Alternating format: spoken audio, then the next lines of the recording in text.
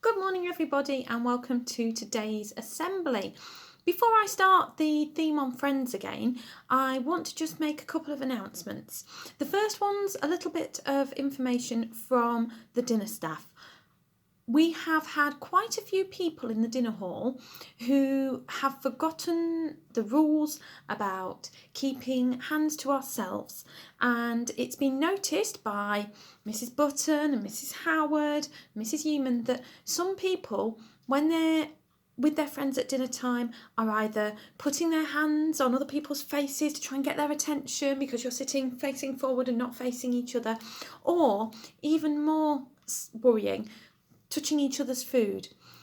I need to just remind you that it's very important, particularly at the moment, that we try and make sure that we have as minimal contact with each other as possible. That includes touching each other's faces, that includes putting our arms around each other, and that includes messing with each other's things, including food. So please remember that when you're in the dinner hall, try and keep your hands to yourself. It's an easy rule to remember, so just try and remember that. Now, the second announcement's one that's a bit more jolly. That's why I've left it until second. You may, if you read our newsletter, know that there is an exciting competition for you to enter this week. This week it is the Macmillan Coffee Morning. Now, normally in school we might get the parents to bake some cakes and invite them in for a coffee morning, and year sixes might put on some aprons and go and serve the parents, and then we raise money by asking them to make a donation for their tea and their cake or biscuit. Unfortunately, that can't happen this year. So instead, we decided that we would make a bake competition for the pupils. And so what's going to happen is, hopefully, some of you may bake a cake at home, perhaps one with interesting ingredients, and send us in a picture of the cake, a copy of the recipe ingredients, and maybe some quotes from people who have eaten the cake and enjoyed it to say what they thought about the cake. Or you might want to enter the competition by designing a wacky cake, doing a paper design of a wacky cake that you think people might enjoy. So, for example, you might want to do it on a theme. It might be a cake that's based on a cartoon character, who knows, SpongeBob SquarePants or something. So you'd got an idea of how you could create the eyes and the nose and the mouth, and you could use different ingredients for different aspects of the cake, and you could label up your picture to show how you would create a cake that looked like what you were intending it to look. Basically, those two competitions are running side by side, and if you send in an email with a picture of your cake or a copy of the design of your cake, we will consider you for the competition. Entry to the competition is a donation to Macmillan, and we will announce the winners on Friday morning. It's all to a good cause, so try and support it as best you can. Right, now on to our assembly theme. And today our assembly is based on Friends, but it's thinking about some people that you might not necessarily have thought of as being your friends, hopefully in a different way, and seeing that they are actually being a friend to you. I'll not say any more until the end. So, this starts with a bit of an interesting question. You might have heard it before, but which is the better thing to do? Give a hungry man or a hungry woman just one fish to eat? Or is it better to teach him or her how to actually catch fish so that they can catch many for themselves? I wonder what you think is the right answer to that. Hopefully, after today's story, you might have an idea. So, 10 children from a school went to visit Farmer Brown at Apple Tree Farm. Farmer Brown was a big, friendly man. His face was tanned with the sun. He seemed to know everything about farming. He told the children to fill their pockets with as many apples as they wanted from his orchard. He showed them round the hen houses and the duck pond. Then he took them into a large barn.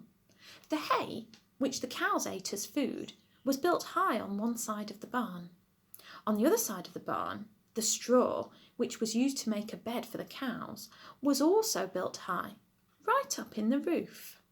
The children loved the red tractor, which stood in the middle of the barn. With a twinkle in his eye, Farmer Brown asked the 10 children to go out into the field and catch his horse for him. He gave them a rope. The 10 children ran after the horse, round and round the field. The horse was enjoying the fun too. It kept running faster and getting away from them. He then decided it was a great game to stand still until the children were really near, and then he'd run off again at a gallop. The children ran and ran and ran until they were exhausted, but they never caught the horse.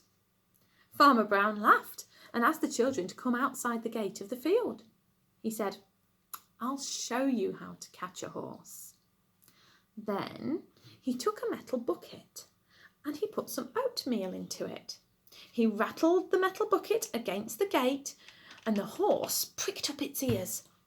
Then, to the children's amazement, the horse trotted calmly over to the gate, put his head into the bucket of food and began to eat the oatmeal. Farmer Brown quietly put the rope around the horse's neck and smiled. "That's how to catch a horse," he said.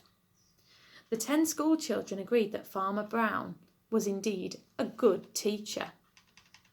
So, going back to that first question I gave you, which is best? Give a hungry man or woman a fish to eat, or teach that hungry man or woman how to catch a fish? Well, the answer is it's better to teach them how to catch fish, because then they can catch more fish and feed themselves and their families for years to come. Father Brown could easily have caught the horse for the children, but he knew that it was better to teach the children to be able to do it for themselves. Then any time they needed to catch a horse again, they would not need the farmer's help. So in this story, Farmer Brown was a teacher. He taught the children a new skill.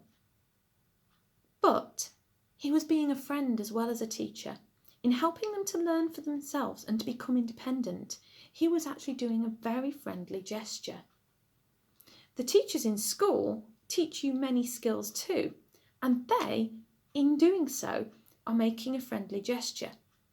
It's not the same kind of friendship as you have with your classmates, but they are your friends and want to help.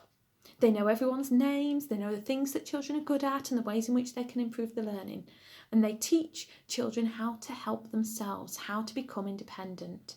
Okay, that is why there are different types of friendship, and the friendship that a teacher offers is also a friendship of sorts. Okay, so thank you for listening. I hope that you learned something very good from your teachers today, a new skill or something important that you can take on and that will be useful for life. Hopefully, if not today, then certainly sometime this week. Bye for now.